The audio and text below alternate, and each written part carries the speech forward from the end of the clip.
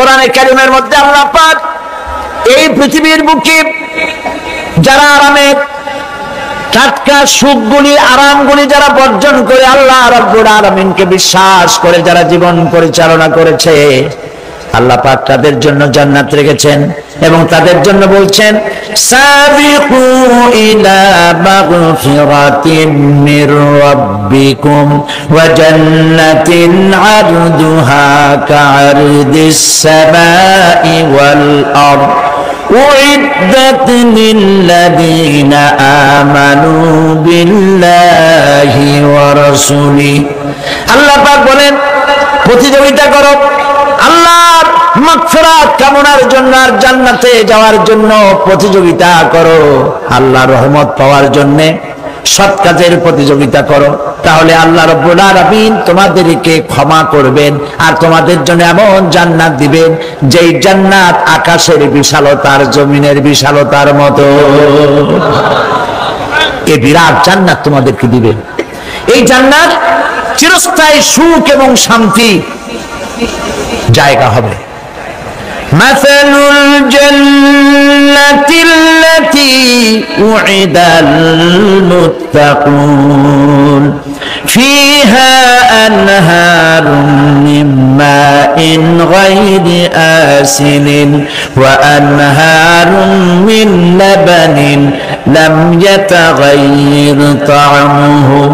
আল্লাহ পাক বলছেন জান্নাত আল্লাহ পাক ওয়াদা করেছেন মুত্তাকিদের জন্য আল্লাহ পাক জান্নাত দিবেন, যে জান্নাতের ভেতরে রয়েছে মধুর প্রস্রবণ, রয়েছে দুধের প্রস্রবণ, রয়েছে সেখানে স্বচ্ছ পানির প্রস্রবণ রয়েছে। এই সুন্দর জান্নাত ঝর্ণা ধারা আল্লাহ পাক সৃষ্টি করেছেন, বাগ বাগিচা দিয়ে ভরে রেখেছেন জান্নাত। সেই জান্নাতে জান্নাত হবে এয়ার কন্ডিশন, রৌদ্রের তাপ হবে না সেখানে, রৌদ্রের খরতাপ হবে না সেখানে, ঠান্ডার প্রচন্ডতা থাকবে না। কিরকম হবে জায়গাটা? আল্লাহ পাক বলছেন মুত্তাকিনা আলাল আরাইকি লা ইয়ারাউনা ফিহা শামসান ওয়ালা জামহারিরা ওয়া দানিয়াতান আলাইহিম যিলালুহা ওয়া দুল্লিলাত কুতুফুহা তাযলিলা। আল্লাহ পাক এমন জান্নাত রেখেছেন, সেই আল্লাহ পাক সেই জান্নাতের ভিতরে জান্নাতীরা ঠেস লাগায়া মুখোমুখি অবস্থায় তারা সেখানে বসবে, আর জান্নাতীদের মনের মধ্যে কোনো দুঃখ থাকবে না, পেরেশানি থাকবে না।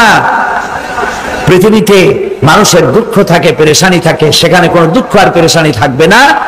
সেই জায়গাটা হবে শীতাতপ নিয়ন্ত্রিত, না শীত না গরম, চির বসন্ত বিরাজ করবে, জান্নাতীরা সেখানে থাকবে।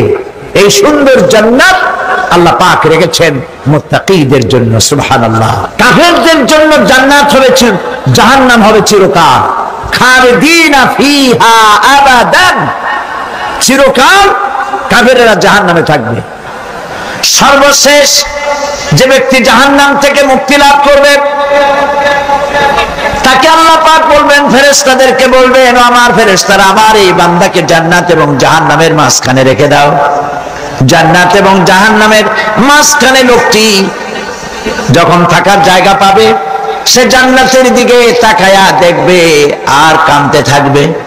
আল্লাহ পাক জিজ্ঞেস করবেন, বান্দারে যুগের পর যুগ ধরে জাহান্নামে কেঁদেছো, আমি রব্বুল আলামিন জাহান্নাম মাফ করে দিয়া জান্নাত জাহান্নামের মাঝখানে রেখে দিয়েছি, আযাব থেকে তো বেঁচে গেছো, এখন কাঁদো কেন?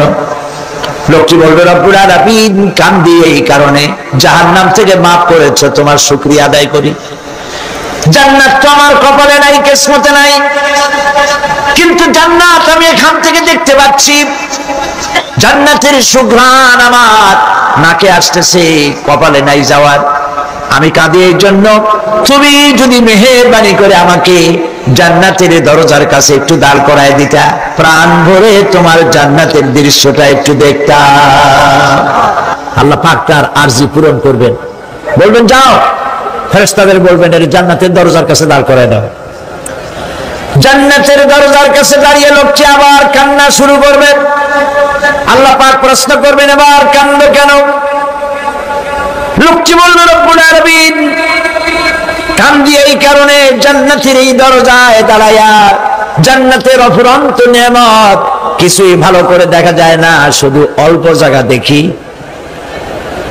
যদি তুমি আমারে দয়া করে জান্নাতের মাঝখানে দাঁড় করায় দিতা, চতুর্দিকে তাকায়া তাকায়া দেখা কলিজারে ঠান্ডা বানাইতাম। তবে আমি ওয়াদা করি জান্নাতের কোন নাজ নেয়ামত, কোন ফল আমি খাবো না, ধরবো না, ছুঁইব না। একটুখানি মেহেরবানি করে মাঝখানে দাঁড় করায় দাও, জানদারে ঠান্ডা করি। আল্লাহ রাব্বুল আলামিন ফেরেশতাদের বলবেন আমার এই বান্দারে জান্নাতের মাঝখানে দাঁড় করায় দে। আল্লাহর নবী বলেন জান্নাতের মাঝখানে দাঁড়িয়ে লোকটি আগের চাইতে আরো জোরে চিৎকার মেরে কাঁদতে থাকবে। আল্লাহ পাক বলবেন বান্দারে কি হলো তোর? দরজার কাছে আসতে চাইছি রে, আইনা দিলাম। আবার এবার মাঝখানে আসতে চাইছো, তাও এনে দিয়েছি। আবার কান্দো কেন?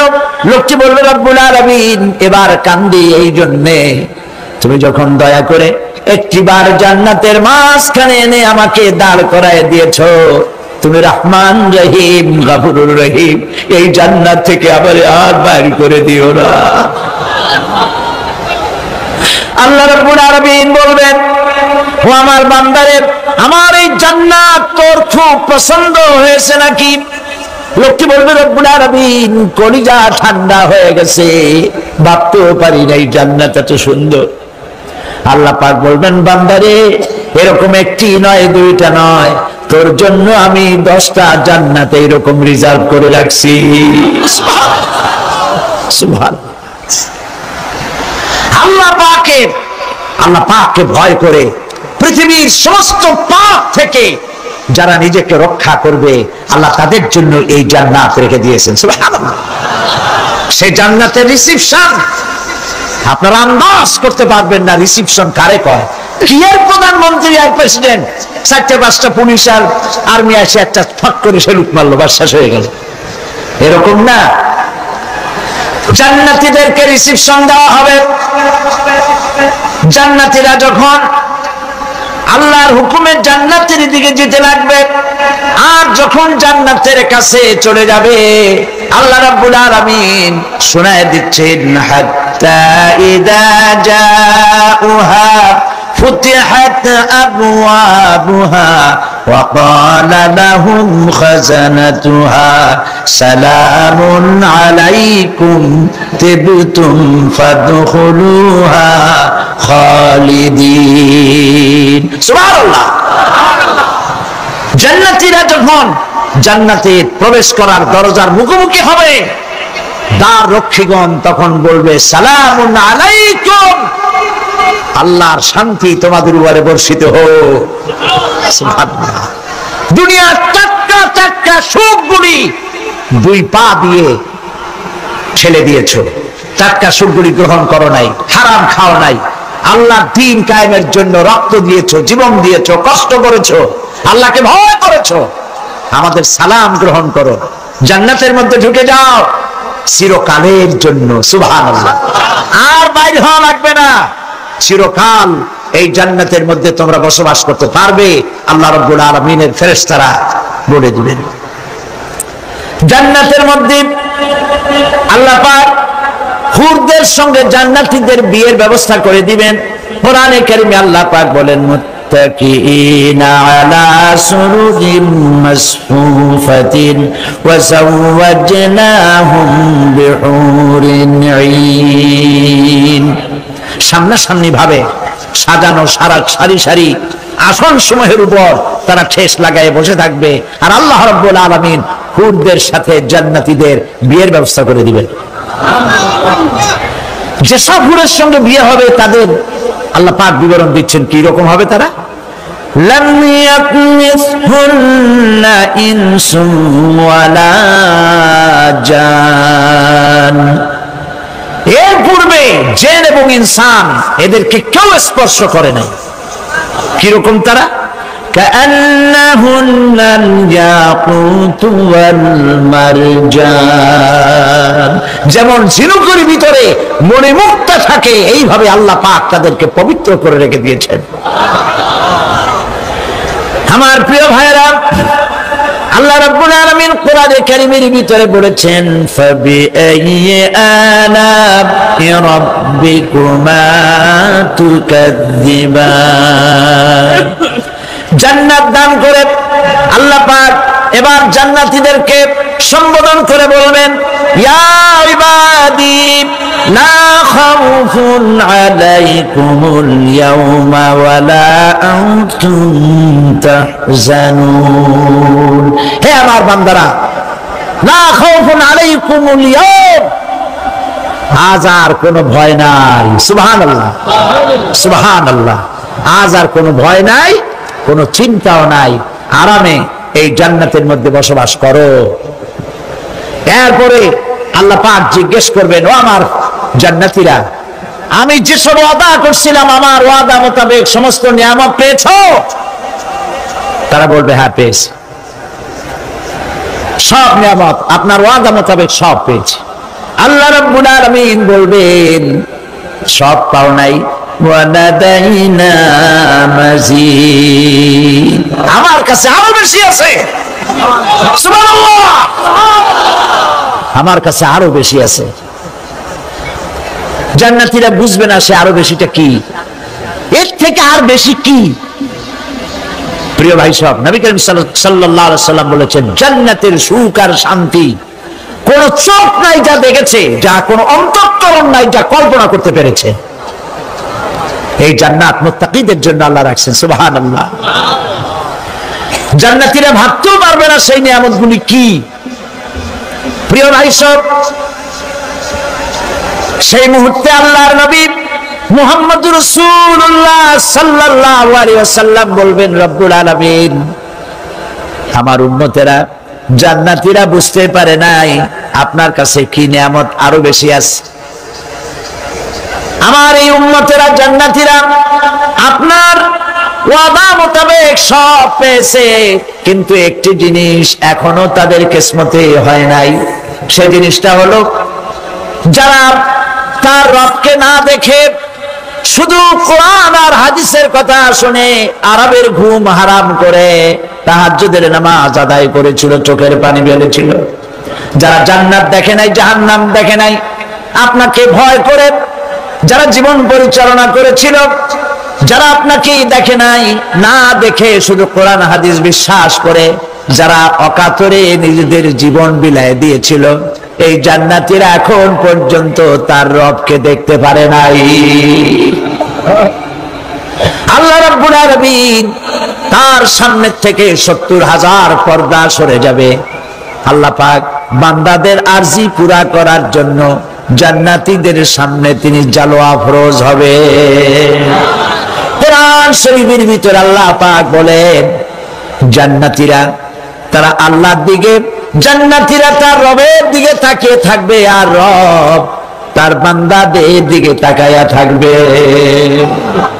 প্রাণ ভরে জান্নাতীরা রবকে দেখবে। সুবহানাল্লাহ, আল্লাহ পাককে দেখবে।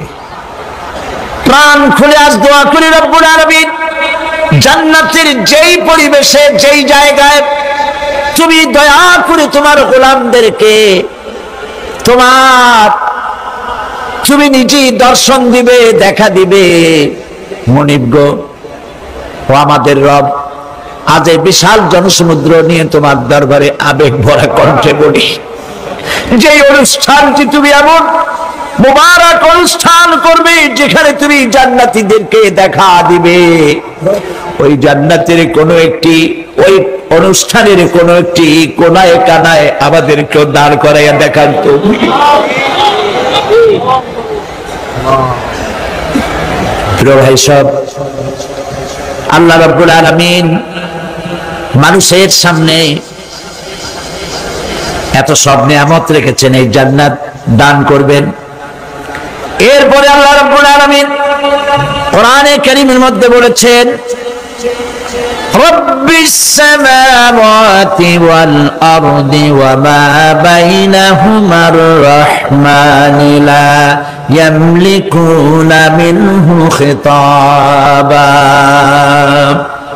এসব পুরস্কার রয়েছে তোমাদের সেই রবের পক্ষ থেকে যিনি আকাশ আর জমিনের মালিক।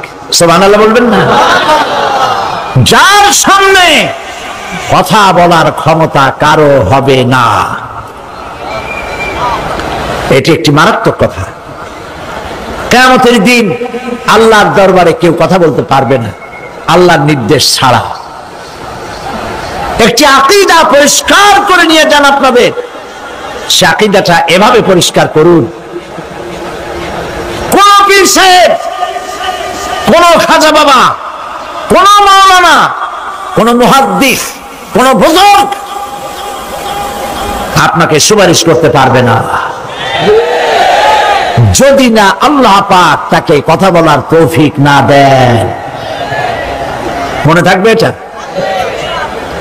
আয়াতুল কুরসির ভিতরে আমরা পড়ি, মান যাল্লাযী ইয়াশফাউ ইনদাহু ইল্লা বিইযনিহি।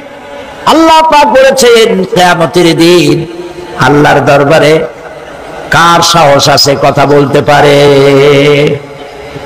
মান যাল্লাযী ইয়াশফাউ ইনদাহু ইল্লা বিইযনিহি। আল্লাহর ওয়াদা ছাড়া, হুকুম ছাড়া আল্লাহর সামনে কথা বলার সেদিন কেউ থাকবে না। সুবহানাল্লাহ। কেউ কথা বলতে পারবে না।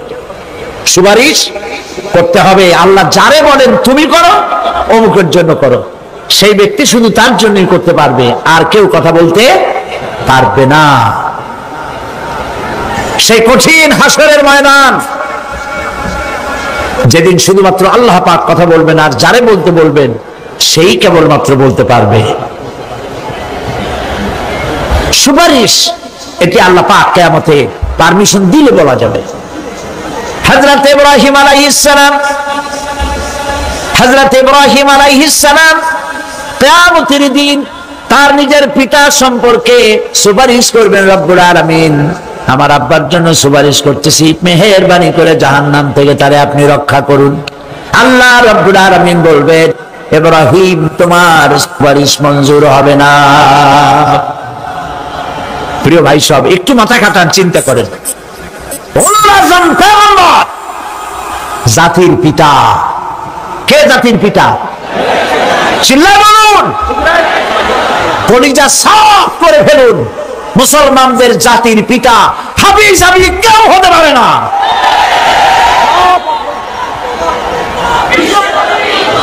মিল্লাতা আবিকুম ইব্রাহিম। ইব্রাহিম আলাইহিস সালাম এই মিল্লাতের পিতা। সুবহানাল্লাহ। হযরত ইব্রাহিম আলাইহিস সালাম কিয়ামতের দিন বলবেন, আল্লাহ আমার আব্বার জন্য সুপারিশ করছি। আল্লাহ পাক বলবেন মঞ্জুর হবে না। আসর তোমার পিতা হতে পারে, কিন্তু আমার খলিলকে আগুনে ফেলার জন্য নমরুদকে সে সহযোগিতা করেছে, আমি তোমার পিতাকে ক্ষমা করব না। নবী করিম সাল্লাল্লাহু আলাইহি সাল্লামকে সাহাবায়ে কেরাম জিজ্ঞেস করেছেন, হে রাসূল, আপনার আব্বা এবং আম্মার অবস্থা কি হবে? নবী করিম সাল্লাল্লাহু আলাইহি সাল্লাম কেঁদে ফেলেছেন, সাফ করেছেন, আমি তাদের কোনো উপকারে আসব না। আল্লাহু আকবার। আপনি মনে করছেন নাকি যে ইয়া নবী সালাম আলাইকা বলি অমনি নবী সুপারিশ পাবেন? এত সহজ। কতগুলা রসগোল্লা খাইলেন আর বড় একটা মিছিল করলেন আর অমনি চলে যাবেন? পৃথিবীর সব মানুষ, সাহাবায়ে কেরাম বাদ দেন, পৃথিবীর সমস্ত মানুষ একত্রিত হয়ে আবু তালেব রাসূলুল্লাহকে যে ভালোবেসেছেন, ওর 1000 ভাগের 1 ভাগও সারা দুনিয়ার মানুষ রাসূলুল্লাহকে ভালোবাসতে পারবে? পারবে? নিজের ছেলে আলীকে, আলী রাদিয়াল্লাহু তাআলা আনহুকে আলাদা বিছানায় শোয়াইয়া, ছোট্ট মানুষ হযরত আলী আলাদা জায়গায় রাখিয়া মুহাম্মদুর রাসূলুল্লাহ সাল্লাল্লাহু আলাইহি সাল্লাম এতিম মানুষ তার কলিজার সাথে বুকের মধ্যে আশ্রয় দিয়ে আগলে রেখেছেন বুক পরে। সেই আবু তালেব মৃত্যুর সময় নবী করিম সাল্লাল্লাহু আলাইহি সাল্লাম বলেছিলেন, চাচা একটি বার আমার কানে তাওহীদের কালেমা শোনায় দেন। আবু তালেব তার কিসমতে ছিল না কালেমা। মরে যাওয়ার পর একজন সাহাবী বলেছিলেন, ইয়া রাসূলুল্লাহ, মৃত্যুর সময় আবু তালেবের মুখ আমি নড়তে দেখেছি, তিনি কালেমা পড়েছেন সম্ভবত। রাসূলুল্লাহ সাফ বলেছেন, আমি শুনি নাই। এত ভালোবাসার পরেও হাদিস শরীফে এসেছে আবু তালেব জাহান্নামে যাবে। কোথায় যাবে? জাহান্নামে। সবচাইতে কম আযাব হবে কার? আবু তালেবের। কম আযাবটা কি? হাদিস শরীফে এসেছে কম আযাব হলো জাহান্নামের আগুন দিয়ে এক জোড়া জুতা তৈরি করে আবু তালেবের পায়ে পরিয়ে দেওয়া হবে। সেই জাহান্নামের আগুনের তৈরি করা জুতার তাপে আবু তালেবের মাথার ঘিলুগুলো টকবক করে বউ পড়তে লাগবে। এত ভালোবেসে যদি কিয়ামতে উপায় না হয়, আপনি ইয়া নবী সালাম আলাইকা, ইয়া রাসূল সালাম আলাইকা, আর কতগুলো জিলাপি খাইলেন, বড় একটা মিছিল করলেন। প্রিয় ভাই সব, এইসব বেদাত ছাড়ুন, এগুলি সুস্পষ্ট বিদআত। রাসূলুল্লাহকে ভালোবাসবেন, সাহাবীরা যেভাবে ভালোবেসেছেন ওইভাবে ভালোবাসবেন। আল্লাহ রাব্বুল আলামিন বলেন, যালিকাল ইয়াউমুল হক ফামান শাআ আত্তাখাযা ইলা রাব্বিহি মাআবা। এই দিনটি অবশ্যই আসবে, সেদিনটি নিশ্চিতভাবে আসবে। আর এখন যার ইচ্ছা সে তার রবের দিকে অগ্রসর হোক। ইন্না আনজারনাকুম আযাবান করিবান ইয়াওমা ইয়ানজুরুল মার'উ মা কদ্দামাত ইয়াদাহু ওয়া ইয়াকুলুল কাফিরু ইয়া লাইতানি কুনতু তুরাবা। ইন্না আনজারনাকুম আযাবান করিবা, খুব নিকটবর্তী একটি আযাব সম্পর্কে আমি তোমাদেরকে সতর্ক করে দিলাম। কে বলতেছেন? আল্লাহ পাক। লক্ষ্য করুন আল্লাহ কি বলছেন, খুব নিকটবর্তী একটি কঠিন শাস্তি, আযাব অর্থাৎ কিয়ামত, এ সম্পর্কে আমি তোমাদেরকে সতর্ক করে দিলাম। ইয়াউমা ইয়ানজুরুল মার'উ মা কদ্দামাত ইয়াদা, সেদিন প্রত্যেকটি লোক যা সে পাঠিয়ে দিয়েছিল এখানে, অর্থাৎ যা করেছিল সেগুলি সে দেখতে পাবে। আর তখন ওয়ায়াকুলুল কাফিরু ইয়া লাইতানি কুনতু তুরাবা। সেই কিয়ামতের ময়দানে অবস্থা দেখে কাফেররা বলবে, আহারে মানুষ না হইয়া যদি মাটি হইয়া যেতাম, যদি মাটি হতাম, যদি মানুষ না হয়ে না জন্মতাম, আজ এই হাসরের ময়দানে এইখানে এই বিচারের মুখোমুখি হতাম না, মাটি হইলে বরং অনেক ভালো হতো। এই পৃথিবীতে আমরা এসেছি, চলে যাব, যাওয়ার আগে এই কোরআন একটি বিশাল জনগোষ্ঠী এমন বানাতে চেয়েছে যে জনগোষ্ঠী এই কোরআন দিয়ে একটি বিশাল সমাজ গড়বে, রাষ্ট্র গড়বে, এমন রাষ্ট্র গড়বে যেই রাষ্ট্রে দুঃখ থাকবে না, অশান্তি থাকবে না, যেখানে সুখ থাকবে, সমৃদ্ধি থাকবে, আর কিয়ামতের দিন আল্লাহর জান্নাতে তারা চলে যাবে। তেমন একটি সমাজকে আমরা চাই। সবাই বলেন সেরকম একটি সমাজকে আমরা চাই। প্রিয় ভাই সব, কিয়ামতের দিন আমরা যেতে চাই জান্নাতে। কোথায় যেতে চাই বলেন? জোরে বলেন। এই জান্নাতে যাওয়ার জন্য, এই জান্নাতে যাওয়ার জন্য দুইটা কাজ করতে হবে। কয়টা কাজ? আল্লাহ রাব্বুল আলামিন বলেন, ফামান কানা ইয়ারজু লিকাআ রাব্বিহি ফালইয়ামাল আমালান সালিহান ওয়া লা ইউশরিক বিইবাদাতি রাব্বিহি আহাদা। আল্লাহ পাক বলেন, যে বাজারা আমার সঙ্গে দেখা করতে চায় কিয়ামতে, দুইটা কাজ করা লাগবে। বলেন কয়টা কাজ? একটা হলো নেক আমল। কি আমল বলেন? নেক আমল। নেক আমল কারে বলে? নেক আমল করতে হলে আবার দুইটা শর্ত লাগে। এক নম্বরে কাজটা করতে হবে আল্লাহরে খুশি করার জন্য। কারে খুশি করার জন্য? একটা মাদ্রাসা বানাইছি যাতে লোকেরা বলে যে বড় একটা মাদ্রাসা বানাইছে, এই জন্য মাদ্রাসা বানাবেন, মসজিদ বানাবেন, হসপিটাল বানাবেন, যা কিছু করেন নিয়ত হবে আল্লাহকে খুশি করা। নিয়ত হবে কারে খুশি করা? আল্লাহ পাককে খুশি করা।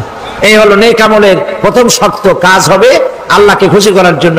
দুই নম্বরে কাজটি হতে হবে সুন্নতে নববী সাল্লাল্লাহু আলাইহি ওয়াসাল্লামের উপরে। মনে থাকবে, দাড়ি রাখবো, কেন রাখবো? রাসূলের সুন্নাত। রাখবো কারে খুশি করার জন্য? আল্লাহ খুশি করার জন্য। রাখবো কার মতো? রবীন্দ্রনাথের মতো, কার্ল মার্কসের মতো, কবির মতো নয়। রাখতে হবে কার মতো? নবীর মতো। বুঝে নেন, কাজটা হতে হবে আল্লাহকে খুশি করার জন্য। 2 নম্বরে কাজটা হতে হবে সুন্নতে নববী সাল্লাল্লাহু আলাইহি ওয়াসাল্লামের উপরে হতে হবে। তাহলে এই হলো 1 নম্বর। জান্নাতে যাওয়ার জন্য, আল্লাহর সাথে দেখা করার জন্য 1 নম্বরের কাজ হলো নেক আমল। বলেন 1 নম্বরের কাজ কি? 2 নম্বরের কাজ ওয়ালা ইউশরিক বিইবাদাতি রাব্বিহি আহাদা। আল্লাহ রাব্বুল আলামিনের ইবাদতের সাথে কাউকে শরীক স্থাপন করা যাবে না। আমরা যারা মুসলমান, অধিকাংশ মুসলমান শিরকের ভিতরে মুবতালা হয়ে আছে। বিশ্বাস করেন কিনা বলেন? কাফেররা তো মুশরিক আছেই, ওরা তো মুশরিক আছেই, কিন্তু আমরা মুসলমানেরা আমাদের আমলের মধ্যে, আমাদের অজান্তে সবের নিয়তে অনেক শিরক আমরা করে বসি। নাউজুবিল্লাহ। বলেন নাউজুবিল্লাহ। এই জন্য আমি বারবার সতর্ক করি, নিজেকেও করি, আপনাদেরকেও করি। এই কারণে করি, শিরকের গুনাহ আল্লাহ মাফ করবেন না। ইন্না শিরকা লাযুলমুন আযীম। শিরক মস্ত বড় অপরাধ, জল, আল্লাহ মাফ করবেন না। আল্লাহর কাছে কাঁদতে কাঁদতে মাফ চাওয়া লাগবে যে আল্লাহ শিরক থেকে আমাকে রক্ষা করো, বাঁচাও। অনেক গোপন শিরক আছে। মাজারে যান, পীর সাহেবের কাছে যান, মনে যদি নিয়ত থাকে উনি ফু দিলে আমি ভালো হবই, উনি তাবিজ দিলে আমার বাচ্চা হবেই, উনি আমারে দয়া করলেই আমার ব্যবসায় উন্নতি হবেই, এইটার নাম শিরক। এটার নাম কি? ওয়াইজা সাআলতা ফাসআলিল্লাহ ওয়াইজা ইসতাআনতা ফাসতাইন বিল্লাহ। যা বলার আল্লাহরে বলো, আর যা চাওয়ার কার কাছে চাও? চিল্লায় বলেন। কলিজাটাকে পরিষ্কার করে দেন আজকের মাহফিলে। এই কলিজায় কারো প্রতি কোনো ভয় রাখবো না আল্লাহ ছাড়া। ভয় করবো কারে বলেন? মহব্বত আল্লাহ ছাড়া, এত বেশি মহব্বত আর কাউকে করবো না। আল্লাহ তাআলা আমাদের কলিজায় তোমার ভয় এবং মহব্বত দিয়ে ভরে দাও। রাসূলের মহব্বত দিয়ে আমাদের দিলকে ভরে দাও। বিশ্বাস করুন ভাই সাহেব, কোরআন শরীফ আমার সামনে, বিশ্বাস করুন, দেশি পীর বিদেশি পীর, খাজা বাবা দেশি এবং বিদেশি, কেউ আপনার ভাগ্য বদলাই দিতে পারবে না। এই পিছনে দৌড়ায় দৌড়ায় কোনো লাভ নয়। এতক্ষণ মসজিদের ভেতরে বসে আল্লাহর কাছে কাঁদেন। ওয়াকালা রাব্বুকুম উদউনি আস্তাজিব লাকুম। তোমার রব বলেছে আমারে ডাকো, আমি ডাকের সাড়া দিয়ে দেব। সুবহানাল্লাহ। আর আল্লাহ বলেছেন আমার ইবাদতের সাথে কাউকে শরীক করবে না। খবরদার। আলাইসাল্লাহু বিকাফিন আবদা।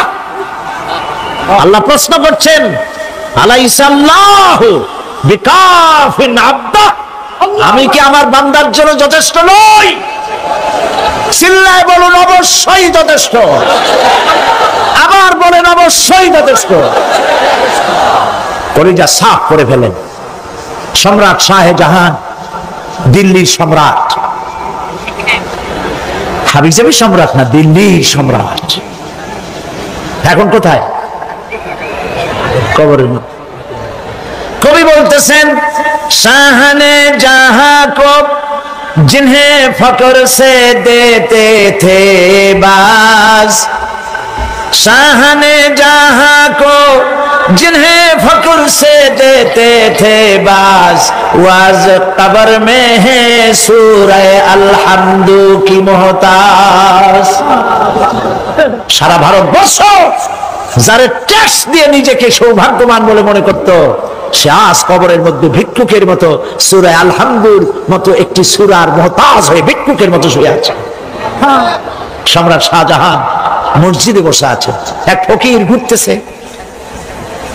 লোকেরা কয় ছোট মেলা থেকেই তোমার খয়রাত করতে দেখলাম, ভিক্ষা কি জীবনেও যাবে না তোমার? লোকটি বলছে, আমি ভিক্ষা করবো ছাড়া আমার উপায়টা কি? এই লোকটি আমি ভিক্ষা করা ছাড়া করবো কি? লোকেরা তো আমার 60 টাকা 50 টাকা 100 টাকা দেয় না, 4 আনা 5 আনা 1 টাকা এই আমার দেয়, এই দিয়ে আমি বড় লোক হবো কেমন? লোকটি বলছে আচ্ছা দেখো তুমি তো জায়গা মতো যাইতে পারো নাই, বাদশার কাছে যাও, এমন দেওয়া দেবে জীবনে আর খয়রাত করা লাগবে না। তো বাদশার কাছে কি খয়রাতি যাইতে পারে কোনোদিন? হ্যাঁ এখন পারবা। কেমনে? সম্রাট শাহজাহান এখন একা একা মসজিদে আছেন। তখনকার এসব বাদশারা অনেকে নামাজি ছিলেন, দিনদার ছিলেন। ফকির দরজার কাছে দাঁড়াইয়া দেখতে পাচ্ছে কেউ নাই, দেহরক্ষীরা দূরে দূরে দাঁড়ানো। বাদশাহ মসজিদের ভেতরে বসে হাত তুলে ঝুলতেছে আর কাঁদতেছে, চোখের পানি দিয়া দাঁড়িয়ে ভিজে ভিজে পড়ছে। এই দৃশ্য অনেকক্ষণ দেখলো ফকির। কিছুক্ষণ পর সম্রাট শাহজাহান মসজিদ থেকে বেরিয়ে আসছে। ফকির বলছে আসসালামু আলাইকুম হুজুর। তিনি বললেন ওয়ালাইকুম আসসালাম, চলে গেল। বাদশা বলল আমার কাছে তো কেউ আইসা কিছু না চাইয়া তো যায় না, এর দেখলাম খয়রাতির মতো কিছু চাইলো না, বেটা ভয় করলো নাকি? হ্যাঁ এদিকে আসো। আসছে। ভয় পাইছো? কয় না ভয় পাইনি। তো কিছু যে চাইলে না? ফকির বলছে জাহাপানা সত্যিই কিছু চাইতে আসছিলাম, তারপর চাইলে না কেন? ফকির বলছে জাহাপানা সারা জীবন ভিক্ষা করেছি, আর আজ দিল্লির সম্রাটের কাছে বেশি পাওয়ার লোভে এসেছি না, কিন্তু আপনার দশা দেখা আমার জ্ঞানের চোখ খুলে গেছে। আমি লক্ষ্য করে দেখলাম আমি সম্রাটের কাছে চাইতে এসেছি, হাত তুলি নাই, বিনয় প্রকাশ করি নাই, চোখের পানি ফেলি নাই, কিন্তু লক্ষ্য করে দেখলাম দিল্লির সম্রাট আমার চাইতেও বড় ভিক্ষুকের মতো। আবার কোন সম্রাটের কাছে হাত তুলে কান্দে? আমার জ্ঞানের চোখ খুলে গিয়েছে, আমি বুঝতে পেরেছি সম্রাট কান্দে যেই সম্রাটের কাছে, তারে ছাড়া আর কারো কাছে জীবনে চাইব না। এই কথাই সূরা ফাতিহায় প্রত্যেকদিন পড়ি, বুঝি না কি পড়ি। ইয়াকা না'বুদু ওয়া ইয়াকা নাস্তাঈন। আয় আল্লাহ, একমাত্র তোমার গোলামি করি আর তোমার কাছে সাহায্য চাই, তুমি ছাড়া কারো কাছে সাহায্য চাই না। কলিজা সাফ করুন। কোন মরা পীর, কোন জিন্দা পীর আপনার মনের আশা পুরা করতে পারবে না, পারবে না, পারবে না।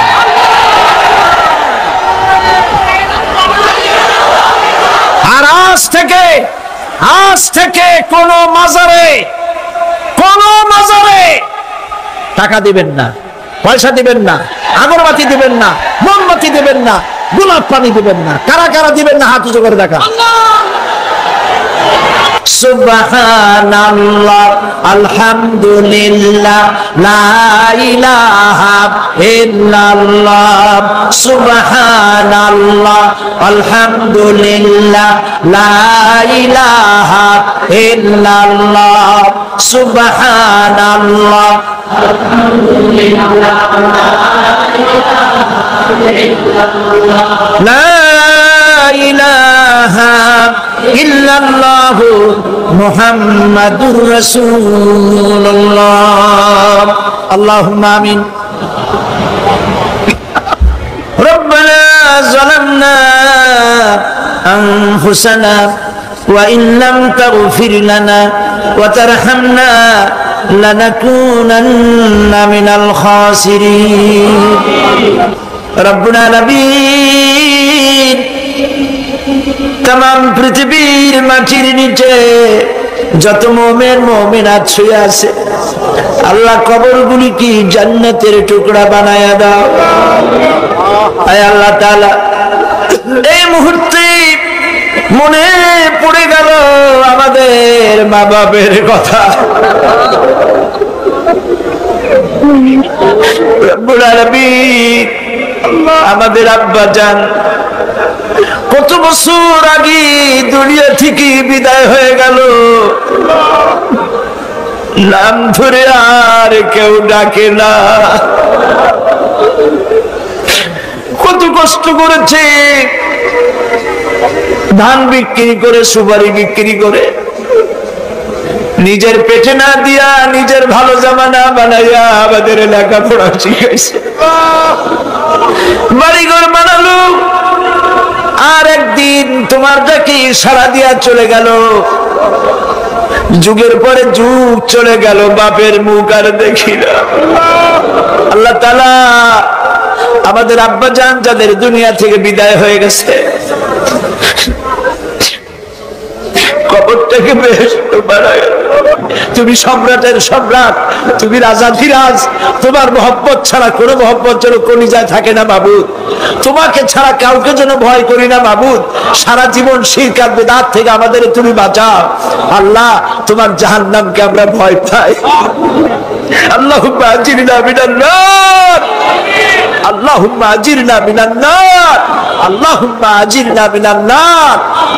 রব্বানা তাকাব্বাল মিন্না ইন্নাকা আনতাস সামিউল আলিম ওয়া তুব আলাইনা ইন্নাকা আনতাত তাওয়াবুর রহিম। সুবহান রাব্বিকা রাব্বিল ইজ্জাতি আম্মা ইয়াসিফুন ওয়া সালামুন আলাল মুরসালিন ওয়ালহামদুলিল্লাহি রাব্বিল আলামিন। ওয়াজআল আখিরা কালামিনা ইনদাল মাউত লা ইলাহা ইল্লাল্লাহ মুহাম্মাদুর রাসূলুল্লাহ। আল্লাহ রাব্বুল আলামিনের কারবার উল্টা। যদি কোনো মানুষ গুনাহ করে, সেই গুনাহ থেকে যদি তওবা করে, চোখের পানি ফেলে যদি গুনাহ মাফ চায়, আল্লাহ বলেন শুধু গুনাহ মাফ করি না, গুনার খাতায় যে নাম থাকে ওই নামটাও আমি আল্লাহ মুছে ফেলে দেই। ওই নামটাও রাখি না, মুছে ফেলে দেই। সুবহানাল্লাহ। আল্লাহ হচ্ছেন রহমান রহিম। আল্লাহর কাছে যখন বান্দা কান্দে, গভীর রাত্রে, শেষ রাত্রে আল্লাহ রাব্বুল আলামিন প্রথম আকাশে আসেন। মুসলিম শরীফের হাদিস। প্রথম আকাশে এসে ডাকেন, ও আমার বান্দারা কে আছো? গুনাহ করে করে জীবন ভর্তি করে ফেলেছো, আমার কাছে কাঁদো। ঋণগ্রস্ত হয়েছো, ঋণ পরিশোধ করতে পারো না, আমারে বলো। কে আছো এমন জীবনটাকে বরবাদ করে ফেলেছো, অসুখ হয়েছে সারে না, আমাকে বলো। এভাবে আল্লাহ ডাকতে থাকেন। ওই সময় যে সমস্ত আল্লাহর বান্দারা আরামের ঘুমকে হারাম করে গভীর রাত্রে জেগে উযু করে তাহাজ্জুদের নামাজ আদায় করে রব্বুল আলামিনের দরবারে দুহাত তুলে কাঁদতে থাকে আর বলে, আল্লাহ যত গুনাহ করেছি আমার তো বেঁচে থাকার কথা না, তুমি বাঁচায় রাখছো। হাদিস শরীফে এসেছে, আল্লাহ বলেন, ও হাবিব, যখন একটা বুড়া মানুষ আমার কাছে হাত উঠায়, দাড়ি পাকা মানুষ, একজন দাড়ি পাকা বৃদ্ধ মানুষ যখন আমার কাছে হাত উত্তোলন করে, নবীজি বলেন ওই বুড়া মানুষটা যখন বলতে থাকে, আয় আল্লাহ রাব্বুল আলামিন, আমার এখন বয়স নাই, কামাই করতে পারি না, তাই ছেলে পেলেরা আমার চোখে দেখতে পারে না, বউর কাছে আমার কদর নাই, ছেলে পেলের কাছে আমার কদর নাই, ঘরে আমার জায়গা নাই, এখন আমি কামাই করতে পারি না, আমি এখন দাঁড়াতে পারি না, কোমর সোজা হয় না, পা চলে না, শুনতে পাই না, কান বন্ধ হয়ে গেছে, চোখে দেখি না, চোখের দর্শন শক্তিও নষ্ট হয়ে গেছে। রব্বুল আলামিন, পেছনে এত গুনাহ করেছি যে তোমার কাছে কিছু বলার মতো সাহস আমার নাই। এই বলে যখন বান্দা কাঁদে, আল্লাহ রব্বুল আলামিন বলেন, এইভাবে বুড়া বান্দা যখন আমার দরবারে হাত তুলে কাঁদতে থাকে, তখন আমার শরম হয়, এই বুড়া মানুষটারে কেমনে আমি খালি হাতে ফিরাইয়া দেই। আমি খালি হাতে এই বুড়াটাকে ফিরাইতে পারি না। মানুষ যখন এভাবে কাঁদতে থাকে, আল্লাহ রাব্বুল আলামিন ফেরেশতাদের জিজ্ঞেস করেন, ও আমার ফেরেশতারা, আমার এই বান্দাগুলা কান্দে কেন? সব তো ঘুমায় গেছে, ওরা কান্দে কেন? ফেরেশতা বলে, রব্বুল আলামিন, তোমার বান্দা গুনাহ করেছে, জাহান্নামের আযাব থেকে মাফ চায়। আল্লাহ জিজ্ঞেস করেন, ওরা আমার জাহান্নাম দেখছে নাকি? বলে না, দেখে নাই। ওরা আমার দেখেছে নাকি? বলে না, দেখে নাই। আমার বেহেশত দেখেছে নাকি? বলে না, দেখে নাই। আল্লাহ বলেন, ফেরেশতারা আমার বেহেশত দেখে নাই, দোজখ দেখে নাই, আমারে দেখে নাই, শুধু আমার নবীর কথা বিশ্বাস করেছে, আমার কোরআনের কথা বিশ্বাস করে আরামের ঘুমকে হারাম করে এই গভীর রাত্রে কিভাবে কাঁদতেছে, ওদের কান্নায় আমার রহমতের দরিয়ায় জোশ মেরে গেছে। ও আমার ফেরেশতারা, তোরা সাক্ষী থেকে যা, আমার এই ক্রন্দনরত বান্দাগুলিকে আমি আল্লাহ মাফ করে দিলাম। আল্লাহ হচ্ছেন রহমান রহিম গফুর গফার। এই হিসাবে আল্লাহকে বিশ্বাস করতে হবে, তিনি আমাদের মালিক, তিনি আমাদের মনি। এই আল্লাহরে মানুষ বিশ্বাস করে না। কয়েক পাতা ইংরেজি বই পড়িয়া তারপর কয় যে সব বুঝছি। বলে কি বুঝছো? কয় দেয়ার ইজ নো গড। মাথা খারাপ কথা না, দেয়ার ইজ নো গড, আল্লাহ বলতে কেউ নেই, সব নাকি এমনি এমনি হয়। এই যে আমাদের দেশে এক গরু পয়দা হয়েছে, আহমদ শরীফ, নাম শোনেন না আপনারা? আমরা বলেছি যে এটা তো আহমদ শরীফ না, এটার নাম হচ্ছে আহমাক। আহমাক শরীফ, শরীফ শরীফ মানে ভদ্র, আর শরীফ মানে দুষ্ট, আর আহমক মানে বেকুব। ওর হচ্ছে বোকা, একদিকে বোকা আর একদিকে দুষ্ট। বোকা কেন? বোকা এই জন্য বেচারা ডক্টরের ডিগ্রি করেছে, বিশ্ববিদ্যালয়ের শিক্ষক, লেখাপড়া বিজ্ঞান ব্যক্তি, অথচ মালিক চেনে না। মালিক চেনে, কিন্তু আমাদের দেশে গরুতেও মালিক চেনে। গরুতে মালিক চেনে না? বিলের মধ্যে, খোলার মধ্যে রাতের বেলা যাইয়া আপনি ডাক দেন আপনার গরুরে, যেখানে থাকুক আপনার কাছে ছুটে আসবে, ঠিক কিনা কর? বাড়িতে যদি গরু তো কিছুটা ভদ্র, কুত্তা, এই কুকুর আপনার বাড়িতে যদি শিকারি কুকুর থাকে, রাত্রিবেলায় যদি আপনার বাড়িতে আর একজন যাই ওঠে আর যদি কাশি দেয়, তাহলে তাকে তাড়াইয়া নদী পার করে ছাড়বে না কর? আর আপনি গত রাত্রে যান, আওয়াজ দেওয়া লাগবে না, শুধু একটা কাশি দেবেন, কুকুর এসে আপনার পায়ে ল্যাজ গুলাবে, মুখ ঘষবে, ঠিক কিনা? হ্যাঁ রে আল্লাহ, কুত্তায়ও মালিক চেনে। আহমদ শরীফ এমন গরু, এমন কুকুরের চাইতে নিকৃষ্ট, মালিকরে চিনল না। জোরে কর না উজুবিল্লাহ।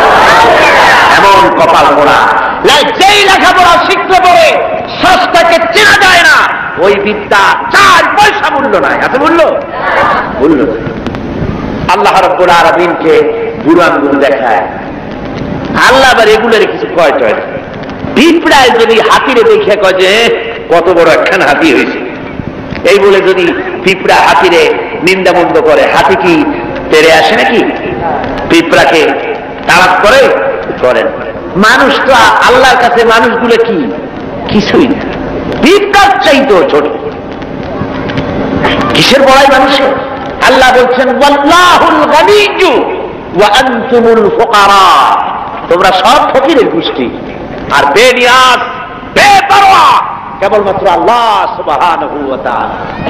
পড়েন সবাই, কুল হুয়াল্লাহু আহাদ আল্লাহুস সামাদ লাম ইয়ালিদ ওয়া লাম ইউলাদ ওয়া লাম ইয়াকুল লাহু কুফুয়ান আহাদ। কুল হুয়াল্লাহু আহাদ, বলুন আল্লাহ এক এবং একক, নিরঙ্কুশ, বেনিয়াজ, তিনি কারো মুখাপেক্ষী নন। তাকে কেউ জন্ম দেয়নি, তিনিও কাউকে জন্ম দেন নাই। আকাশ আর জমিনে আল্লাহর সমকক্ষ কেউ নাই। জোরে বলেন সুবহানাল্লাহ। প্রচন্ড ক্ষমতার মালিক। রাতকে দিন বানাতে পারেন, সাগরকে নগর করতে পারেন, নগরকে সাগর বানায় দিতে পারেন, ফকিরকে ধরে প্রেসিডেন্ট বানায় দিতে পারেন, আবার কোটিপতিকে ভিক্ষুকে পরিণত করে দিতে পারেন। যে প্রেসিডেন্ট দেখা যায় গলা থেকে শুরু করে পা পর্যন্ত ফুলের মালা দিয়া বোঝাই, সম্মানের কোনো অভাব নাই। আবার ফুলের মালার পরিবর্তে জুতার মালা পরাইয়া জেলখানার মধ্যে ঢুকাই দিতে পারেন আল্লাহ রাব্বুল আলামিন। পারে কিনা?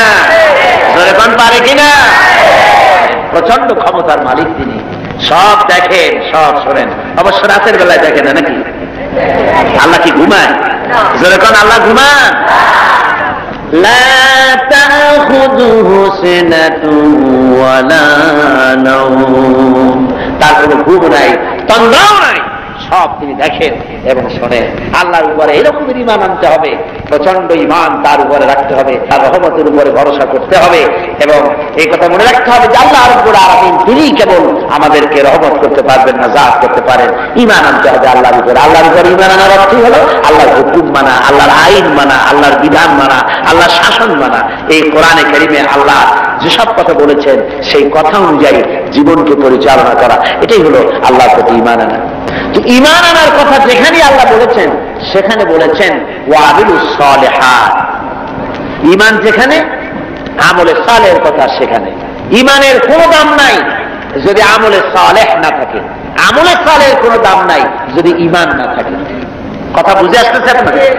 দেখুন কোরআনে কারীমের ভিতরে অন্যত্র এসেছে ইন্নাল্লাযীনা আমানু ওয়া আমিলুস الصالحات كانت لهم جنات الفردوس نزلا নিশ্চয়ই যারা ঈমান এনেছে এবং আমল সালেহ করেছে তাদেরকে আল্লাহ রাব্বুল আলামিন জান্নাতুল ফিরদাউস দিবেন। তো এই যে ঈমান যেখানে আমলে সালেহ সেখানে আমলে সালেহ না হলে অর্থাৎ নেক কাজ সৎ কাজ না হলে ঈমানের দাম নাই। এজন্য আমি দৃষ্টান্ত দিতে গিয়ে বলি ঈমান হলো একটা এক ওয়াহিদ একটা ফিগার। ঈমান হলো এক আর আমলে সালেহ নেক কাজ হলো শূন্য। নেক কাজগুলি কি কথা বলেন না কেন? নেক কাজগুলি কি শূন্য। এখন দাম কার বেশি, একের বেশি না শূন্যের বেশি? অনেকে বলে কয় যে না শূন্যের দাম বেশি। বলে কিরকম? কয় যে একের সামনে শূন্য বসতো তো একের দাম বেড়ে গেল 1-10 হয়ে গেল, আর একটা শূন্য দিলে 100 হয়ে গেল, কাজে শূন্যের দাম বেশি। আমি বলি আপনার থিওরি যদি ঠিক হয় তাহলে শূন্য বসাইতে থাকেন যতদূর পারেন। তো বসাইল একক দশক শতক সহস্র অযুত নিযুত কোটি লক্ষ পদ্ম খর্ব মহাখর্ব নিখর্ব এরকম করে করে জনমের মতো শূন্য বসাই দিল। আমি বললাম আপনার এখন একের দাম, আপনার এই শূন্যের দাম তো বেশি বললেন, আমি আমার এক উঠে পকেটে ছুঁয়ে দিলাম, দেখি আপনার শূন্যের দাম কত হয়। শূন্যের আর দাম থাকবে? কোনো দাম থাকবে না। শূন্যের মূল্য হয় একের কারণে। শূন্যের মূল্য হয় কিসের কারণে? একের কারণে। এক আছে বলে শূন্যের দাম বেশি, আর যদি এক না থাকে শূন্যের কোনো দাম নাই। সুতরাং এখন ঈমান আর শূন্য হচ্ছে ভালো কাজ। ঈমান আছে, একটা ভালো কাজ করেছেন 10 হয়ে গেল, আরেকটা ভালো কাজ করলেন 100 হলো, আরেকটা ভালো কাজ করলেন 1000 হলো। এ হলো আপনার চিন্তায় 1000 হয়েছে, কিন্তু আল্লাহর খাতায় অনেক বেশি হয়ে গেছে। কত হয়েছে? অনেক বেশি। কিরকম? মানুষ যখন হযরত আদম আলাইহিস সালাম আর শয়তানকে আল্লাহ রাব্বুল আলামিন যখন পৃথিবীতে নির্বাসিত করে দিলেন, শয়তান তখন বলল যে আদমের কারণে আমার জীবন বরবাদ হয়ে গেল, আমার আমল নষ্ট হয়ে গেল, ওই আদম সন্তানকে আমি জাহান্নামের ভিতরে বেশি বেশি ঢুকায় দেব, আমি হায়াত চাই কিয়ামত পর্যন্ত। আল্লাহ হায়াত দিয়ে দিলেন। শয়তান চলে আসার পরে রব্বুল আলামিন ফেরেশতাদের বললেন, ও আমার ফেরেশতারা, এই শয়তান যখন আমার বান্দাদেরকে কোন কুমন্ত্রণা দিবে তখন তোমরা আমার বান্দা যখন গুনাহ করার জন্য নিয়ত করবে তখন তার আমলনামায় কোনো গুনাহ লিখবা না, গুনাহটা করা হয়ে গেলে একটা গুনাহ লিখবা। আর যখন আমার বান্দা যদি কোনো ভালো কাজ করার নিয়ত করে, কাজটা করে নাই, শুধু নিয়ত করেছে, একের পরিবর্তে একটা নেকি লেখা দাও। আর যখন ভালো কাজটা করা হয়ে যাবে তখন তার আমলনামায় একের পরিবর্তে 10 গুণ বাড়াইয়া লিখে দিও। জোরে বলো সুবহানাল্লাহ। সুতরাং যত ভালো কাজ করবেন আপনার আমল বেড়ে যাবে। কি বেড়ে যাবে? আপনার আমল বাড়তে থাকবে। আর আপনার ঈমান নাই। অনেকে কয় যে হুজুর এমনি আমি মানুষ খুব ভালো। বলে কিরকম ভালো? কত মিথ্যা কথা কই না। তারপরে যে জায়গায় টিউবওয়েল নাই টিউবওয়েল করে দিই, কানা মানুষের চোখ ভালো করে দেওয়ার জন্য অপারেশনের ব্যবস্থা করি, এতে মিসকিনরে খাইতে দিই, অনেক ভালো ভালো কাজ করি, খালি যা নামাজ পড়ি না। তাতে কি আমার ঈমান নষ্ট হয়েছে নাকি? আমি বলি ভাই ঈমানই তো নাই, এটা নষ্ট হবে কি? ঈমান তো থাকা লাগবে। লা দীনা লিমান লা সালাতা লাহু, যার কাছে নামাজ নাই তার কাছে দ্বীন নাই, ঈমান নাই। মনে রাখবেন, যে ব্যক্তি নামাজ পড়ে না মুসলমান বলে দাবি করা কোন অধিকার তার নাই, কোন দাম নাই। আপনি নামাজ পড়েন না তো আল্লাহর সামনেই মাথা নত হইল না, আপনি কিসের মুসলমান? ওরকম গরু শগুনিও খায়। কয় যে আমরা গরুর গোশত খাই, শগুনিও তো খায়। তো আমি দাঁড়িয়ে রাখি, রবীন্দ্রনাথ তো দাঁড়িয়ে রাখছি, কার্ল মার্কস তো দাঁড়িয়ে রাখছে, তাহলে কি হয়েছে? কথা বুঝতে পেরেছেন? সুতরাং মাথা নত করতে হবে, আল্লাহরে সেজদা দিতে হবে। এমনি এমনি মুমিন হতে খাওয়া যাবে না। সবে বরাত আসলো, মাশাআল্লাহ, আগের থেকে রেডি, রুটি তৈরি, গোশত তৈরি, তারপর গোসল করবে কোন জায়গায় তাও তৈরি। শোনা আছে যে প্রত্যেক ফোটায় ফোটায় 100 করে নেকি হবে গোসলের পানিতে। তেল তোল মাইখিয়া ভালো করে গোসলের জন্য রেডি হয়ে গেছে। গোসল টোসল করিয়া এরপরে গোস্ত খাইলো খুব, গোস্ত টোস্ত খায় খেয়ে তারপরে 2 রাকাত 6 রাকাত নামাজ পড়িয়া ঘুমায় ফেলে। মনে করলো যে পিছনের গুনাহ মাফ হয়েছে। না, এত সহজ না। কথা বুঝতে পেরেছেন? এত সহজ না। শেষ রাত্রে ঘুমাইয়া ফজর নষ্ট করছে ওই পাগলের মধ্যে। এক পাগল বলছিল যে মিয়া তুমি গরু কেন? ভালো মানুষকে পাগলে বলতেছে গরু কেন? তাই ঘুরতেছি, গরু তালাশ করি, একটা গরু কিনবো, পরশুদিন কোরবানি হবে, কোরবানির গরু তালাশ করি, কিনবো। পাওনা না পাইনি। পাওনা তো কি হয়েছে? একটু মাঠে কত গরু একটা ধরে নিয়ে জমি দিল। কয়েকদিন তো তুমি পাগল, তোমার কথা, পরের গরু জবাই দিলে তো গুনাহ হবে। আমি গরু কিনে জবাই দেবো। তুমি পাগল, আমি পাগল। পাগলে বলতেছে তুমি পাগল। তুমি কোরবানি উপলক্ষে একটা ভালো নিয়ত করে একটা গরু তুমি ধরবা, সে যা করবি ভালো নিয়ত করিয়া কোরবানির দিনে নামাজ পড়িয়া এসে আল্লাহ আকবার বলিত জবাই দিয়ে দেবে। এখন তুমি চুরি করছো সেজন্য একটা পাপ হবে, আর আল্লাহ রাস্তায় কোরবানি করছো সেজন্য একটা সব হবে। কোরবানির সব আর চুরির পাপ ভগ্নাংশের মতো কাটাকাটি হয়ে যাবে, গোষ্ঠ খাওয়া পাপ। মুসলমানের অবস্থা তাই হয়েছে, সারা বছর গুনাহ করে ওজনে কম, খাদ্যে ভেজাল, চুরি ডাকাতি জুয়া মিথ্যে কথা সব বলে, সবে বরাতে সমানে ইবাদত করে মনে করে পিছনের গুনাহ মাফ হয়ে যাবে, আর রাতের বেলায় খাও গুস্ত আর রুটি খাই দেবো জনমের মতো। এটার নাম পাগলা না। আচ্ছা, আপনারা শিক্ষিত লোক যারা, তারা তো বোঝেন, আপনারা সবই শিক্ষিত ভালো মানুষ, আপনারা নিশ্চয়ই বোঝেন বোনাস। ঈদে বিভিন্ন মিল কলকারখানা বোনাস দেয়, বোনাসটা বোঝেন তো? একটু কথা না কইলে আমি বুঝি কেমন বোনাস বোঝেন। ধরুন আদমজি জুট মিল কর্তৃপক্ষ তারা ঘোষণা করেছে ঈদের একদিন আগে 28শে রমজান অথবা 29শে রমজান আমরা ঈদ বোনাস দেব। এখন ঈদ বোনাসের কথা শুনে ঢাকার থেকে গাড়ি গাড়ি ভর্তি লোক যাইয়া যদি গেটে দাঁড়ায় আমাদের ঈদ বোনাস দেবে, ঈদ বোনাস দেবে ওদের কথা। বোনাস কাদের জন্য? যারা মিলে এমপ্লয়, যারা কর্মচারী, ওদের জন্য বোনাস। বাইরের লোকেরা বোনাস বোনাস করে যদি বেশি চিল্লায় তাহলে বোনাস পিঠের উপরে দেবে না, পিঠের উপরে বোনাস দিয়ে দেবে।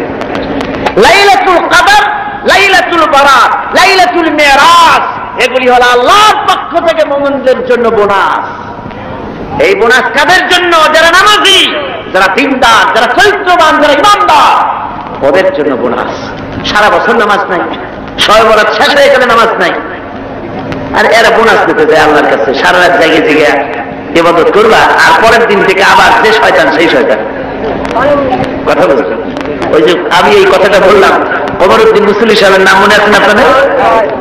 আরে ভাই কথা বলবেন, কমরউদ্দিন মুসল্লি সাহেব আল্লাহ তাকে বেহেশতে নসিব করুন। শুনলাম কোন এক জায়গা থেকে উনি নৌকা বাইরে যাচ্ছে, তারপরে রোজার দিন একজনে কয় মুসল্লি সাহেব আমার একটু নেবেন, আমি একটু যাবো। কোন জায়গায় যাবো কোন জায়গায়। তারপরে তারা নিচ্ছে নিয়ে সে বলছে যে আমি একটু ভাই আপনাকে সাহায্য করি। কয় না, পাওয়া লাগবে না, আমি সব কামাই করি, তুমি বসো। অনেক দূর চলে গেছে। তারপরে সেই লোক একটা সিগারেট ধরেছে। আরে মিয়া, রোজার দিন তুমি সিগারেট ধরাইছো কেন? কয় যে আমি রোজা না। কেন রোজা না? কয় যে আমার প্যাট ব্যথা করে। প্যাট ব্যথা করে তুমি সিগারেট খাও কেন? তারপরে উনি নৌকা উল্টা কয় আপনি জান কোথায় উল্টা উল্টাতে? কয় যে তুমি যে জায়গায় উঠতে হবে সেই জায়গায় নামাবো। কয় যে না, আমার এই জায়গায় নামাবেন, আপনি কষ্ট করে উল্টে যান না। কয় না, কোথায় শয়তান কোথায় নামাবো, যে জায়গায় শয়তান সেই জায়গায় নামাই দিয়ে আসবো। কমরউদ্দিন মুসল্লি সাহেব যেটাই আর শুনছেন না আমার ভাইরা, এই রকমের নামাজ নেই, রোজা নাই। অনেক আছে রোজার মাস আসলে গ্যাস্ট্রিকের ব্যারাম হয়, রোজা রাখে না। কি হয়েছে? কয় যে গ্যাস্ট্রিক। আল্লাহ জনমের মতো গ্যাস্ট্রিক বানাই দিতে পারেন কিনা? আবার তার হুঁশিয়ার হয়ে যাবে। এই রমজান বরকতের মাস, রহমতের মাস, পবিত্র মাস। সুবহানাল্লাহ বলেন। আল্লাহ যেন সকলকে রোজা রাখার তৌফিক দেন, জোরে কোন আমিন। রোজা আসছে মানুষের চরিত্র ভালো বানাবার জন্য। হায় রে বাবা, এই রোজা আসলে মুসলমানদের মেজাজ যায় খারাপ। হিন্দুরা বিকাল বেলায় মাছের বাজারে যায় না, মুসলমানদের রোজা মেজাজ খারাপ। বেলা 12টার সময় চোখ লাল, 2টার সময় গালাগালি, যারে বলা লাগে ভাই তারে কয় সারা। লোকেরা কয় দুনিয়াতে চেষ্টা কয় যে রোজায় ধরছে। অফিসে গেছে, কাজ করতে পারে না, ঘুমায়। কয় লোক ঘুমায় কেন? কয় যে রোজায় ধরছে। যে রোজা তার চরিত্র ভালো বানাবে, সেই রোজা দিয়ে তার চরিত্র নষ্ট হচ্ছে, তার ঈমান নষ্ট হয়ে যাচ্ছে। তার কারণ কি? কারণ হলো ঘুম আসে, মেজাজ খারাপ হয়। মেজাজ খারাপ হয় কেন? পেটে অশান্তি হলে মেজাজ খারাপ হয়ে যায়। আল্লাহ বলছে যে সারাদিন একটু না খেয়ে থাকো। আপনি যদি না খেয়ে থাকেন তাহলে আল্লাহর গোলায় অনেক খাদ্য জমা হবে নাকি? না, সেজন্য রোজা না। রোজার অনেক ফায়দার মধ্যে এটাও, গরিব মানুষ যে না খায় থাকে সারাদিন, তুমি যেন বোঝো, এটাও একটা। কিন্তু আমরা সারাদিন না খাইয়া ওই ইফতারের সময় সুদে আসলে সব উসুল করি। পেঁয়াজি, বেগুনি, ছোলা, মুড়ি, বুট জনমের মতো খায়। খাইয়া মাগরিবের আগে শেষ হয় না, কয় ও মাগরিবটা পড়ে আসে, তারপরে খায়। এমন খাওয়া খায়, খাইয়া তারপরে ডাক্তারের কাছে গেছে, কয় যে ডাক্তার সাহেব আমি তো আর শ্বাস করতে পারিনি। কেন? কয় যে খাইছি বেশি, সবে বরাত তো খুব বেশি খেয়ে ফেলাইছি। কয় 2টা ট্যাবলেট খাও আর 1 গ্লাস পানি। খাওয়া খায়, পেটে উকুন মারা যায়, এমন খাওয়া খায়। এরপর তো ঘুম আসবে, এরপর তো মেজাজ খারাপ হবে। আর আমাশার ঔষধ সমানে বিক্রি হয়। আমার বন্ধুগণ, এই যে অবস্থা, এই অবস্থার জন্য আমরা আমাদের ভাই হতে হবে। এই পবিত্র রজনী আল্লাহ পাক বোনাস স্বরূপ দিয়েছেন দিনদার, ইমানদার, পরেজগার তাদের জন্য, যারা জীবনকে তৈরি করবে ওদের জন্য এই রাত দিয়েছেন। এই রাতকে বেশি বেশি ইবাদত করে জীবনকে পরিশুদ্ধ করতে হবে, আমলে সালেহ করতে হবে, নেক কাজ বেশি বেশি করতে হবে। নেক কাজ কারে কয় সেই ব্যাখ্যাটা সংক্ষেপে দিয়ে দিই। নেক কাজ আল্লাহ রাব্বুল আলামিন বলেন, الذي خلق الموت والحياة ليبلوكم أيكم أحسن عملا। আল্লাহ পাক বলছেন, আমি মৃত্যু এবং জীবনকে সৃষ্টি করেছি এই জন্য যে তোমাদের মধ্যে আমলের দিক থেকে কে উন্নত সেটা যাচাই করার জন্য। এখন আমলে আহসানে আমল, উন্নত আমল কি তার ব্যাখ্যা কি? উন্নত আমলের জন্য দুইটা শর্ত। উন্নত আমলের জন্য কয়টা শর্ত? ভালো করে বোঝেন আর শোনেন। উন্নত আমলের জন্য দুটি শর্ত। একটি শর্ত হচ্ছে আমলটা হতে হবে আল্লাহর রজামন্দির জন্য, আল্লাহকে খুশি করার জন্য আমলটা হতে হবে।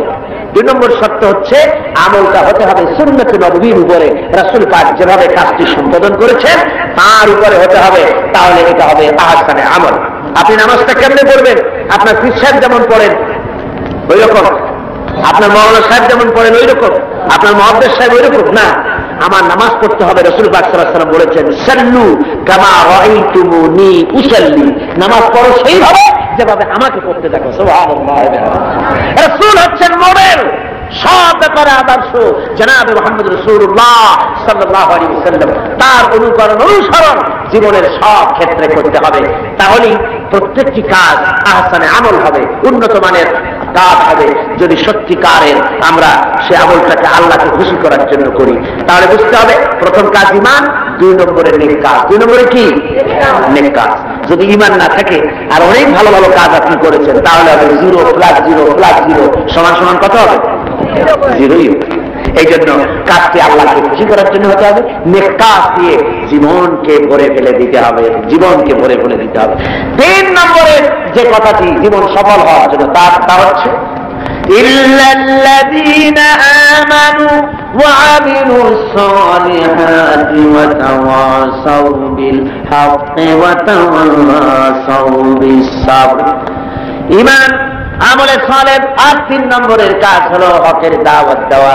3 নম্বরের কাজ কি বলুন? 3 নম্বরের কাজ কি? হকের দাওয়াত। হক কি? ইসলাম। হক কি? জোরে বলুন, হক কি? ইসলামের দাওয়াত দিতে হবে। ইসলামের দাওয়াত দিতে হবে, ঘরে ঘরে পৌঁছে দিতে হবে ইসলামের দাওয়াত। মানুষকে বুঝাতে হবে ইসলাম ছাড়া উপায় নেই। ইসলাম হচ্ছে একটা কমপ্লিট কোড অফ লাইফ, মুকাম্মাল নিজামে হায়াত, একটি পরিপূর্ণ জীবন ব্যবস্থা যার মধ্যে আছে অর্থনীতি, সমাজনীতি, রাজনীতি, সব আছে। কোরআন শরীফে আছে না অর্থনীতি? রাজনীতি আছে না? আমাদের দেশে কথা উঠেছে যে ধর্ম নিরপেক্ষতা অবলম্বন করতে হবে, ধর্ম আর রাজনীতি আলাদা। এ ধরনের কথা শহরে বন্দরে হয়, মানুরি পাড়ার মতো এই প্রত্যন্ত অঞ্চলে সব জায়গায় এসব কথা বোধহয় বলা হয় না, বলা হয় ধর্ম আর রাজনীতি আলাদা বলে। আমার ভাইরা মনে রাখবেন, ধর্ম নিরপেক্ষ মতবাদ এটি একটি কুফরি মতবাদ। যারা বলে এটি কি মতবাদ? দুনিয়ার সব আলিম, সব মুহাদ্দিস, সমস্ত মুফাসসির একমত, ধর্ম নিরপেক্ষ মতবাদ হচ্ছে কুফরি মতবাদ। যেহেতু আল্লাহর কথার সাথে সম্পূর্ণ কন্ট্রাডিক্টরি কথা, সাংঘর্ষিক। আল্লাহ বলছেন, ইয়া আইয়ুহাল্লাযীনা আমানু আতিউল্লাহা ওয়া আতিউর রাসূল ওয়া উলিল আমরি মিনকুম। ও বিশ্বাসীরা, তোমরা যারা আমার উপর ঈমান এনেছো, আল্লাহর পরে আল্লাহর আনুগত্য করো এবং রাসূলের আনুগত্য করো। কোন ক্ষেত্রে আনুগত্য করো? সকল ক্ষেত্রে। কিন্তু ধর্ম নিরপেক্ষবাদী যারা, তারা বলে যে ধর্ম ব্যক্তিগত ব্যাপার, ধর্ম ব্যক্তিগত ব্যাপার, জীবনের সব ক্ষেত্রে ধর্ম পালন করা যাবে না, এই কথাই তারা বলে। অর্থনীতিতে, সমাজনীতিতে, রাজনীতিতে ধর্ম পালন করা যাবে না, ধর্ম ব্যক্তিগত ব্যাপার। তাহলে কোরআনের আয়াতের সাথে সাংঘর্ষিক হলো না? যারা বলে সাংঘর্ষিক হলো না? এই জন্য ধর্ম নিরপেক্ষ মতবাদ হচ্ছে একটি কুফরি মতবাদ। যারা বলে ধর্ম নিরপেক্ষ মতবাদ দিয়ে সংখ্যালঘুদেরকে নিরাপত্তা বিধান করার জন্যই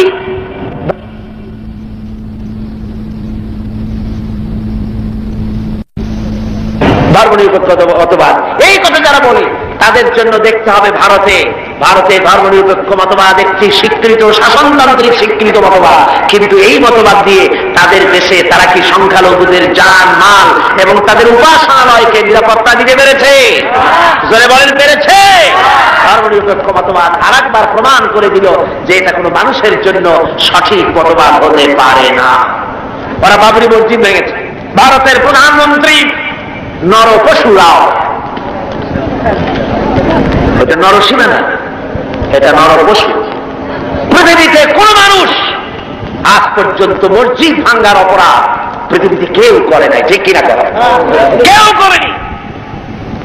এই পৃথিবীর সবচেয়ে নিকৃষ্ট শয়তান নরপশু ভারতের প্রধানমন্ত্রী। এটা কি শয়তান? যারা বলে ওটা কি? এই শয়তানটি বিজেপি দিয়ে মসজিদ ভাঙাইছে।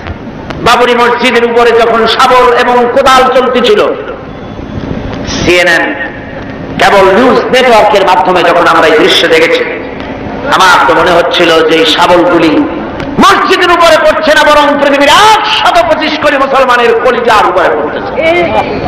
মুসলমানদের কলিজা ভেঙে চুরে ওরা টুকরা টুকরা করে দিচ্ছে। মসজিদ ভাঙা হয়, এরপর সে মুসলমানের কলিজায় আগুন জ্বলে না, ওইটা কি মুসলমান?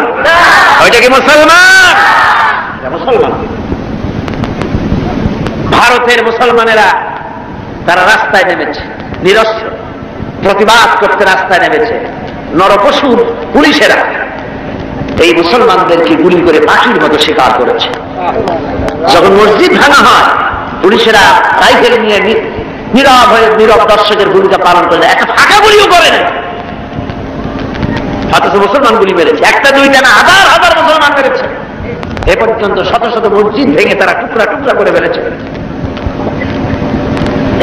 ভারতের একটা বড় রকমের এজেন্ট, বড় রকমের দালাল ভারতের একটি দল আমাদের দেশে কাজ করে, আছে না? আছে কিনা? কম। ভারতের এই গোলামেরা বাংলাদেশ পার্লামেন্টে যখন ভারতের এই কাজের প্রতিবাদ আর নিন্দা জানাচ্ছিল, সেই গোলাম দলটি যদি 5 ভাগ বলেছে মসজিদ ভাঙার কথা, 95 ভাগ বলেছে ভারতের স্বার্থের কথা। যদি কোনো অসুবিধা, ওরা মসজিদ ভেঙেছে, টুকরা টুকরা করে দিয়েছে। আমরা মসজিদ ভাঙার প্রতিশোধ নিতে গিয়ে বাংলাদেশে কোনো মন্দির ভাঙতে পারি না, ঠিক কিনা? যারা বলেন ঠিক কিনা? মন্দির ভাঙা যাবে না। যদি কেউ মন্দির ভেঙে থাকে কোথাও, নিশ্চয়ই সব অপরাধ করেছে। আমরা ইসলামের প্রতিশোধের নীতিতে বিশ্বাসী নয়। অপরাধ করেছে ভারতীয় হিন্দুরা, সেজন্য বাংলাদেশের হিন্দুরা দায়ী নয়। ভারতের বাবরি মসজিদ ভাঙার ব্যাপারে বাংলাদেশে বসবাসরত নাগরিক হিন্দুরা কিছুতেই দায়ী নয়, ঠিক কিনা? একথা মনে রাখতে হবে। তবে ভারতকে এর মাসুল দিতে হবে, এর মাসুল দিতে হবে, কোনো সন্দেহ নাই। ভারত, তাকে মনে রাখতে হবে, ভারত রাশিয়ার চাইতে শক্তিশালী নয়। রাশিয়ার মতো প্রচন্ড শক্তিশালী দেশ, পারমাণবিক অস্ত্রের গুদাম যার কাছে, রাসায়নিক অস্ত্রের গুদাম যার কাছে, সেই রাশিয়া আফগানকে ভাঙতে এসে রাশিয়া নিজেই ভেঙে চুরা টুকরা টুকরা হয়ে গেছে, যায় নাই? আজকে পবিত্র লাইলাতুল বারাত, আপনারা বিশ্বাস করুন, নরপশুরাও ভারতের বাবরি মসজিদকে যেভাবে ভেঙেছে, মসজিদের ইটগুলো যেভাবে টুকরা টুকরা করেছে, গোটা ভারত ইতিহাসে থেকে, মানচিত্র থেকে, পৃথিবীর মানচিত্র থেকে টুকরা টুকরা হয়ে বুঝে যাবে ইনশাআল্লাহ।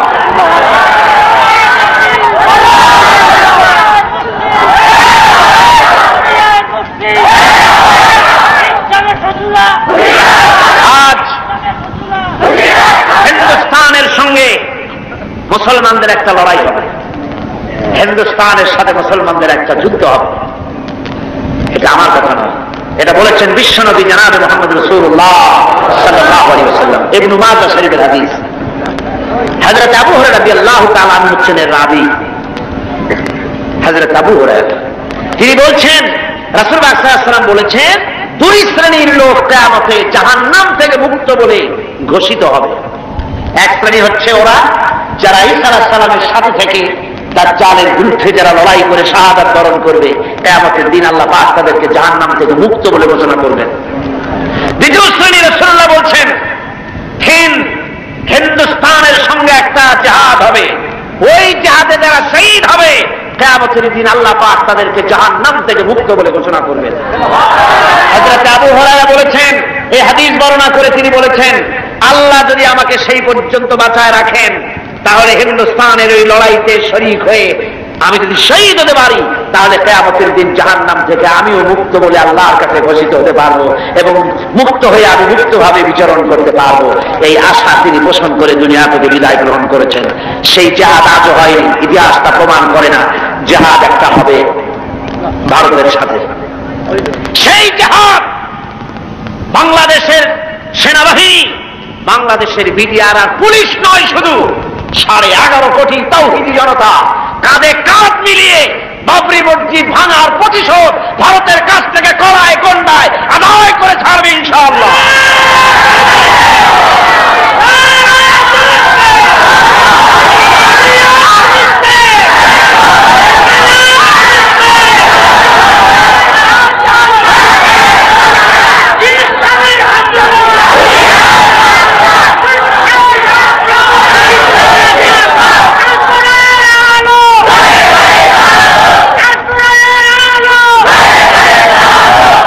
কথা মনে রাখতে হবে, আল্লাহ পাক মুমিনদের সাথে থাকেন।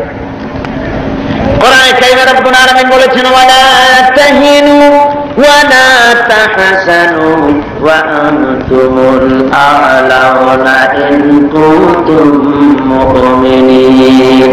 কোনো ভয় নাই, কোনো চিন্তা নাই, তোমরা যদি মুমিন হও আমি আল্লাহ রব্বুল আলামিন তোমাদেরকে জয়ী করব। জোরে কোন সুবহানাল্লাহ। তোমরা বিজয়ী হবে তোমরা যদি মুমিন হও। সুতরাং হকের দাওয়াত নিয়ে অগ্রসর হতে হবে।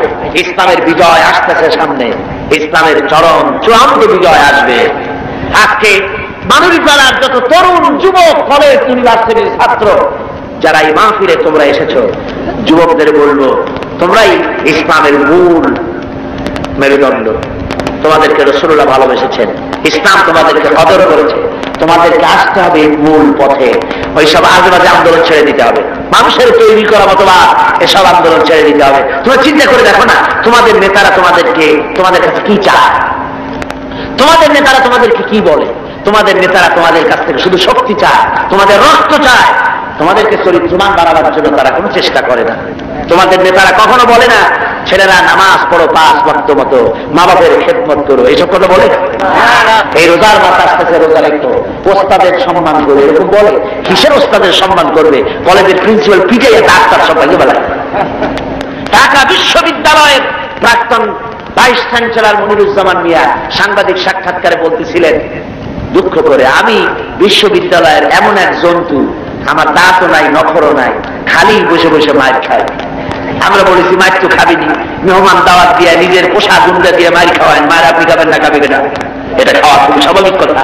আদব শিক্ষা সেখানে দেওয়া হয় না।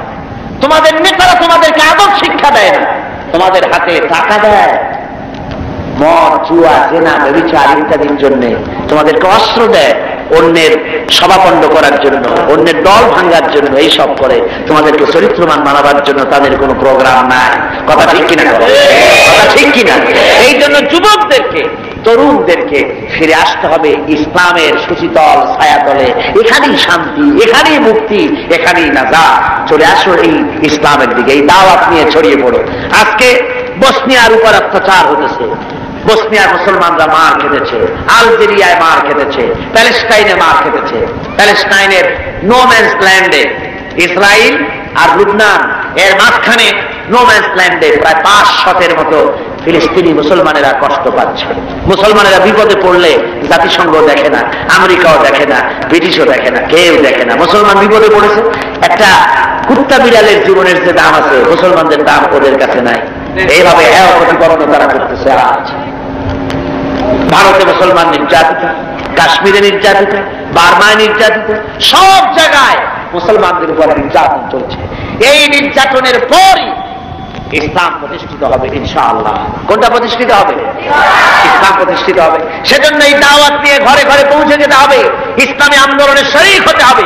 কিন্তু ইসলামী আন্দোলনের শরীক হওয়ার ব্যাপারে অনেকে আবার কয় যে হুজুর কোন ইসলামে যাবো করে, ইসলামের এত দল কোনটায় যাবো, সেই জন্য কোনটায় যাই না। কি বলেন এরকম? কোনটায় যাই না, কোনটায় যাবো, বহুত দল।